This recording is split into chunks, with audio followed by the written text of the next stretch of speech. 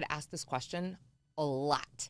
In fact, actually, on one of the breaks, my video team asked me the exact same question. First off, I would say I've always been the kind of person who questions the status quo. I just do. I'm sure that people around me when I was a child just loved that, because even as a kid, I kind of had this idea and this innate ability to kind of see things others couldn't, whether it was like the spotting of patterns or the anticipating outcomes or knowing things intuitively without being told. And I didn't have language for it back then, but my gifts were already shaping how I experienced the world. So as a child, I was just very inquisitive. And one of the things that I think drove a lot of people crazy, my teachers and parents, was when I would ask why we were doing something that way, I'd say, well, what are we doing? And they'd say, well, we're doing this. And I'd say, well, why? Like, why are we doing it that way? And I would get the ever so generous because I said so, or because that's the way it's done. And I was like, well, but what if it wasn't the way it was done? They're like, that's the way it's done. Just do it that way. Right. And again, the thing is, guys, we were literally like, this is what society does. We are immediately upon coming out into the world put in a box because it's easier. People don't want to question the status quo. It's like they want the tried and true best way, the way people have always done it. I think that was a part of it growing up, is I just was that way anyway. So fast forward, so when I was a child, I asked a ton of questions all the time and was always inquisitive about how things worked. So when we fast forward into my early career in corporate America, I started working in Silicon Valley when I was 19 years old. And I kind of dove headfirst into the world of brand marketing and public relations as an intern. And I got a lot of experience that way. And I would say that those years were really like they wrote on the blueprint of who I am professionally, because I did the same thing there. I wanted to know how it all worked. Like, why are we doing it this way? What are we doing? And luckily, back then, I was surrounded in environments where people really loved that question, the questioning, right? They loved the fact that I was so passionate and I really wanted to understand how things worked. And I had the ability to work at some of the world's leading Fortune 500 companies. I was able to launch multimillion-dollar campaigns, and I developed a lot of the expertise that ultimately would serve me for decades. And because I was in these very prominent companies and I was working with some of the best ad branding and PR agencies in the world, right? Agencies out of like New York and Paris and LA and San Francisco, I got to see a lot of different ways that things were done and a lot of things behind the scenes that a lot of people didn't get to see. And most importantly, I saw what worked and I saw what didn't work.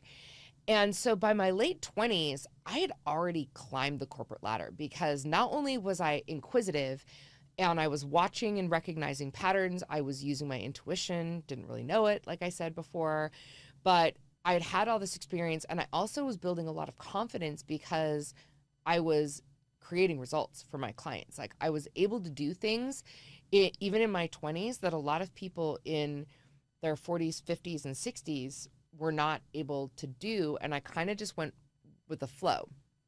So by my late 20s, I had already climbed the corporate ladder, and I had worked myself into organizations where I was always the youngest executive. I wasn't as ballsy back then because it wasn't PC. So if I went into a boardroom, as an example, I was probably more quiet, but then offline, I was going to the CEO and being like, all right, this is what I think we should do. And this is what I remember the CEO of Intuit actually being like, don't you work in the PR department? And don't you work at the PR? Why don't you go back and do that? And I'm like, no, wait, I have an idea for you. And I thought I had the greatest idea. In fact, I still think it was the greatest idea. I wanted to do a Quicken for Kids. And he's like, no one's going to want that. Would you guys have wanted that? I would want that for my own kid. Anywho, I'd climbed this corporate ladder, and I started to realize by the end of my 20s that this was not for me. It was a great experience. I wouldn't trade it for anything in the world because I learned so much, and I got to do things that most people didn't. Like, I've been in funding presentations on Sand Hill in Menlo Park. Like, I've been in massive network studios in New York, and met journalists that most people have never had the opportunity to meet. So I wouldn't trade it for anything in the world. But I also wanted to do things my way. And so I started my own consulting business, even against the advice of my father, who told me I was going to fail because I was too young to be doing that. No one was going to listen to me, against the advice of people, because it made them uncomfortable. They're like, who do you think you are? But I did it anyways. And for years, I was able to build brands and position companies with really great success, and generated hundreds and hundreds and hundreds of millions of dollars in revenue for my clients. But there was still a problem. And that was that I was playing by the traditional rules of business. And deep down, I knew that they were broken. With that being said, I am always a believer in emulate before you innovate. So I didn't have too much ego to think that maybe I knew better than some of these people that had twice as much experience as me. I was like, hey, like, if you tell me to do it this way, I'm going to do it this way, and I'm going to do it this way until it doesn't make sense, and then I'm going to do it my way and see what happens. And so that's what I did, right? I'd watched entrepreneurs in these markets. I'd watched them burn out chasing metrics that, quite frankly, don't matter. I saw brilliant visionaries that were stuck in systems that were not designed for their genius. And honestly, I experienced it myself, right? I didn't feel like the ways that I was taught to work. I was like, this seems really fucked up. Like, this seems like really hard and not really efficient and very tactical. And I don't know, like, obviously it worked for you, but what if there was a different way? And so after building what I thought in that time frame, I thought it was a successful business, right? I hit multiple seven figures, but ultimately I hit rock bottom and my company collapsed. And in that collapse of my company, everything that I thought defined me and everything that defined the success of that company collapsed with it. And it was a horrible experience. And also it was the best thing that could ever have happened to me, because that's when it all clicked, right? That's when I realized that this old playbook that everyone is still teaching today, it does not work for people like me. It does not work for the visionary leaders that I wanted to serve. And I had to find a new way. And so I dove deep into my understanding of intuition, my purpose, my genius zone, and I started building something radically different. And let me just tell you, I received a lot of pushback.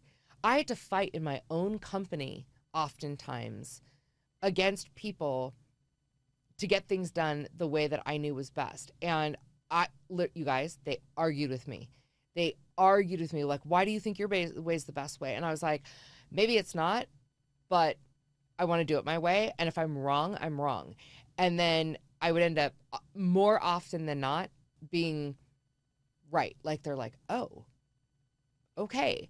And so I went through that push and pull for a long time until I built the confidence in myself and my methodologies. And then everyone on my team started seeing that as well. And they're like, just do it that way. Like, she's onto something, right? She's seeing something we don't see.